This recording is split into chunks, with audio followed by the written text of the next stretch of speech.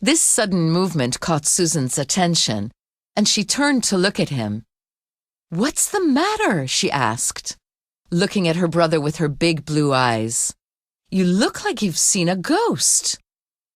Jack grabbed the newspaper from the table and began searching through the pages. "Where is it? Where did I see it?" he said, turning the pages rapidly. "Aha!" he exclaimed. "Here it is."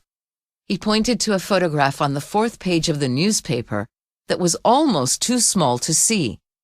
"At first, when I looked at it, it didn't mean anything to me," he said. "But now I remember why that face seems so familiar." He began walking up and down the room. "You didn't see him, but I did." "Would you mind telling me what you're talking about, Jack?"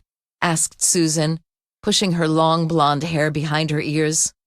"I don't understand a word you're saying." Jack showed Susan the photograph. It was a photo of a man smiling and waving his hand. Under the photo was written, "Mr. Lawrence Forrester announces his candidacy for the next election." Something else was written next to it, but Jack didn't bother to read it. He was too busy staring at the photo. "You might have changed your name," he said in a low voice, "but I'd know you anywhere." Jack remembered the day when he had first met Mr. Forrester. Only then Mr. Forrester was known as Frankie Lewis. Chapter 2. Memories. Jack loved motorcycling. It was in his blood. Jack's father, Bob Marsh, had been a motorcycle mechanic.